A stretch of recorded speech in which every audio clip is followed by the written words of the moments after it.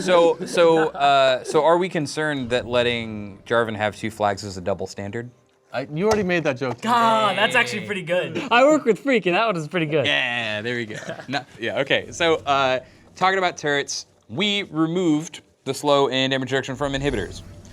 That's kind of a big deal. So what the hell, man? What's going on? So actually, we really want split pushing to be more effective in League of Legends. We think, particularly if you look at the competitive meta, it's very, very death ball heavy, lots of 5v5 team fights, and teams that even try to split push tend to stall out really hard on the inhibitor turret. So we went really hard on this. We didn't just trim mechanics because we didn't want you doing math. We didn't want you thinking, is my Deathmark going to kill him? Yeah, you're right, yeah. Math is hard. We didn't want you thinking, is Deathmark still going to kill him with 5% less damage, 10%? Really? No, we don't want you to think about these mechanics. We want you to have a clear understanding of what your damage is going to do, and we want you to try more split pushers. In solo queue, in competitive, go see what happens.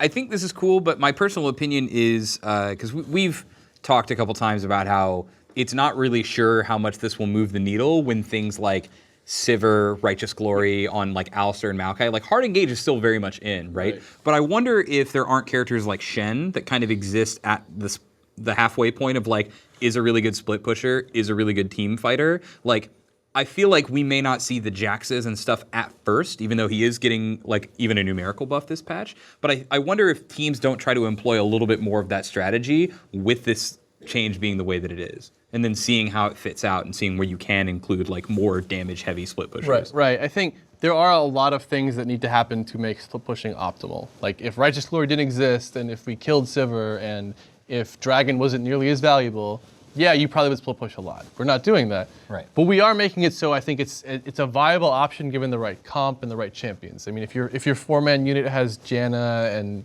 mid Karma or something with a lot of disengage, and you have a very strong top lane split pusher, you can make it work. But I think there is a strong possibility we need to do more in the next couple of patches to make it happen. You mentioned taking away a mechanic for defenders and their agency. Why do we feel like defenders should have like not a big high ground against their offenders? Like I said, there are elements of defender's advantage. Your team can more easily rotate to defend you if you're losing against the split pusher. We have home guards. We have the base gates. The laser turret is very, very good at punishing mistakes if they try to dive you and stuff like that. The damage is really high. So I think the defender overall has the advantage, but it shouldn't have such a huge advantage that it will make up for any other advantage the attacker has built up over the course of the game. If I've won my lane and top lane, I've been getting a lot of CS, I've been getting a lot of items. I'm level 15 and you're level 12 defending. That should be enough, right? I still think like a level 15 versus level 15 with equal items, the defender's probably going to win. I want to move on so that we don't spend a million years speaking about this thing. I do want to give you a chance to speak up something though, which is Runeglaive, right? It's taking the place of Magus. We made this change to do what? We wanted to add diversity to the jungle, similarly to the way in which we brought in Juggernaut when we made Cinderhulk to let more people use it.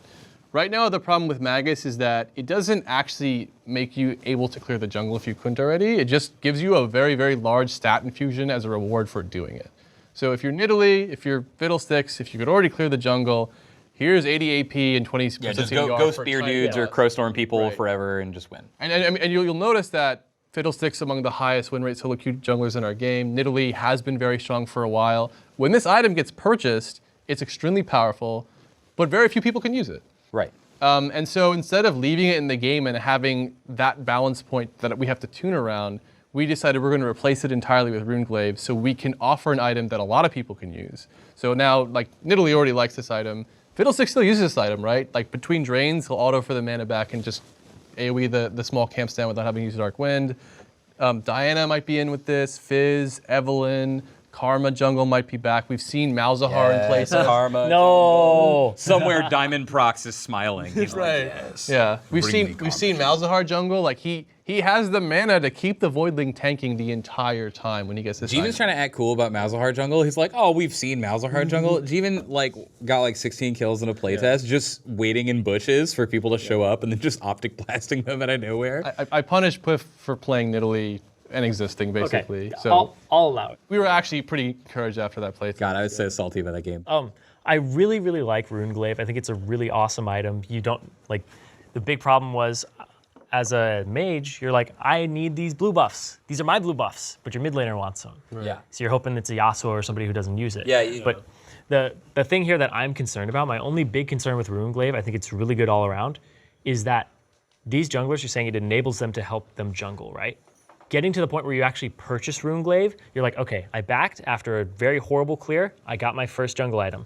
Now I have to clear, gank with a pretty poor kit for ganking to get a sheen to then get this item. So that gap for all these junglers is going to be very punishable. You're invadable by most meta junglers. You're very punishable in that window. I think that's the only problem I foresee here is that the people who were actually already good at that already and surviving are just going to become that much better.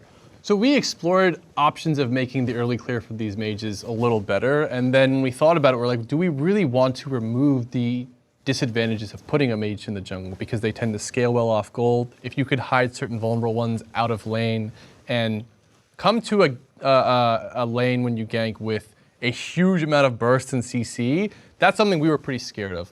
So we think it is healthy for them to have a difficult first clear. I think a lot of them can get through it if they get help and a decent leash, but they are very vulnerable to the Lee Sins of the world. Sure, that is, I think, a cost they pay, but they actually have a decent item growth path now, I think, where a lot of them literally wouldn't actually be able to jungle, right? So if you tried to run jungle brand, you got Magus, you still got decked by the jungle and you still ran out of mana. Yeah, you basically had to just chain gank if you wanted to do it. But now you can actually clear, you get the AoE, so you can burst down the camp very quickly without taking damage, and you don't feel bad about spending mana. We want you to cast spells as a jungler when you're a mage jungler, right? And you shouldn't feel like that was a penalty. Okay.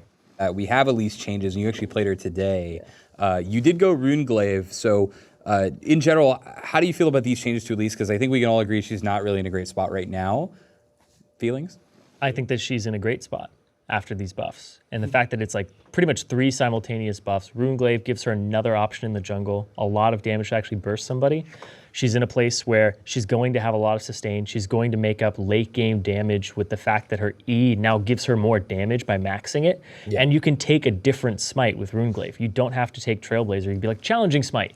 Now I'm killing squishies. Now I'm a backline threat.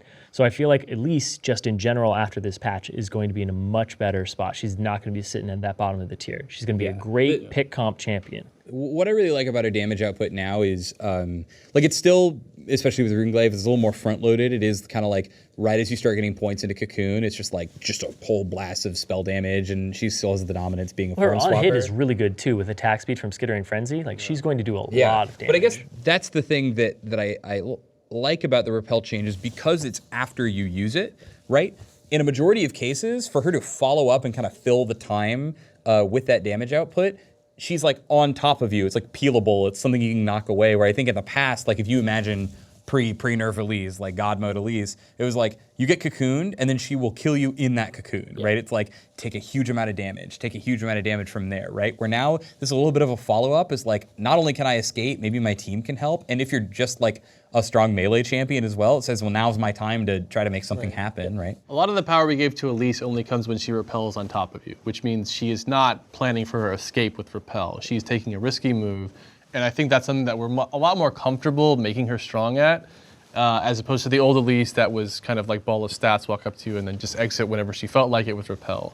And on top of that, I think she does have a lot of the attributes that made her really strong with the new sustain mechanic. The early game pressure is real with Elise now, right? She has a lot of versatility of where she ganks, which camp she takes.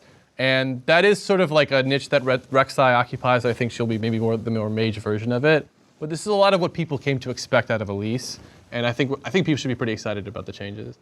Last big thing that I want to get to, Rise. I never seen that guy in a game. Oh wait, he was banned every game. Yeah, he was. Hopefully at least. So yeah, Rise has been going out of control. People are angry, and I think rightly so, about his existence. So I think people are looking very much forward to the Rise nerfs. So tell me, for a champion that has been up and down, like he's either top of the list or bottom of the list, like, are we sending him back there again? Is that the deal? Is we're just like banished to the Shadow Realm? What's happening? So we don't want to kneecap him in any sense, right? I think right now he's probably a little too strong. I saw some clip of Huni just outplaying someone really hard and killing him, so I'm like, yeah, he's not that far off. Outplaying. Right. Yeah, well, Huni is a very good player. The guy didn't try to move, so obviously he screwed up. But I would say that he's obviously way overtuned right now, and we need to bring him back down to earth, but he is a late game hyper carry. That is what the definition we have molded him into, and he is going to be really strong when he gets levels. This version, I think, this change list is a little complicated to read. It largely addresses the perma-root case. It's much lower duration, even in his optimal case, for putting a lot of W's on you. And it's very firmly gated by him getting levels. So the cooldown reduction on his passive is tied to his Q rank up, so that has to be at level 9 to really do a lot. Also, his R cooldown reduction at level 6, 11, and 16 are also other gates to it.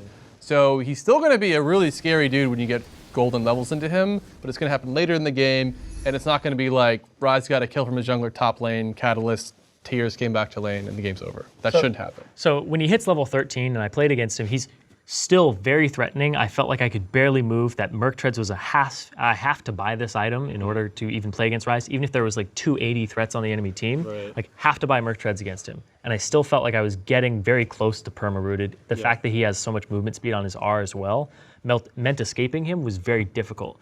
So when we're looking at Ryze and we're like, oh, this kind of accident happened that ended up being something for him, we're like, oh, maybe he should be able to perma-root people a little bit. Is that like the direction we're going in here? Because it's not very fun to play against. It's very frustrating. So one of the cool things with the Ryze update is he really feels super machine gunny now when he gets in his passive.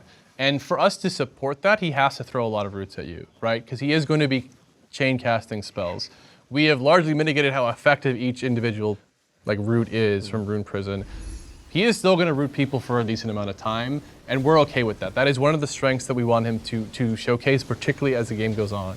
But what's important for us is it probably can't be too oppressive, and it can't happen too early in the game. Yeah. I did want to go back to the fact that the patch, Huni went crazy on it and stuff like that. How did we not catch this?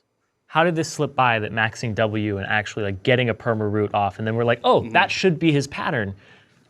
Why aren't we able to catch these things in time? So I would say, first of all, that was a failure on our part, just straight up. That we probably shouldn't have put him out in that state, and that's something that we've reviewed as to how it got to that point. One of the reasons why it happened was that the perma-root ability for him was possible when he was released, when everyone thought he was trash, right? So a lot of people didn't want to pick up the new Ryze and explore what they could abuse with him and see the mechanics that made him particularly powerful, because overall I think he was tuned a little low. And at that point, we made some pretty severe changes in response to bring up some of his weak areas. When we brought up some of his weak areas to par, the teeth, like the perma-root and the incredible damage, was exposed, right? So they were there, but we weren't sure how consistent and how easy they would be to pull off, and how strong he would be in his passive, for example, for you to not be able to play against him. So I think we knew we were bringing up some of the strengths that we thought were powerful, but the total recipe we didn't really calculate very well. It's interesting when you do a very, very fundamentally complex change that we did to Ryze, where the mechanics on it were very, very nuanced, and some of that is really hard for us to tune properly, honestly. We have a lot of internal feedback on how this is supposed to work and how strong it is, but the amount of games we had on any champion in development is outnumbered in the first few minutes they hit live, right? I mean, just in terms of pure games played by our players, and that's really when we see a lot of these things. So we really want to minimize stuff like this, where it's like this guy was way off, but we learn a lot every time we release something new, Because I'm sitting here and I'm like, Ryze, why is he released like this? This is terrible. And I'm like, it doesn't seem like a strong enough, because my gut reaction is first get back down there, get back at the 40% win rate, get out of my games. But the fact that you're like, okay, he'll turn on later. He is a hyper carry by our definition of it. So let him be a hyper carry just later in the game. So having the perma root still exist, I can kind of accept that. It's kind of frustrating to play against still. But that's, I guess, part of his pattern is he's supposed to frustrate you, just like a Vayne who tumbles around you and you're a Caitlyn, right? I didn't notice this Ryze is on the, I know. On the background here. He's over my shoulder. I'm talking shit about Ryze. I'm like, he's right behind me. He's level 13 now, dog. He's about to go in on the roots, man.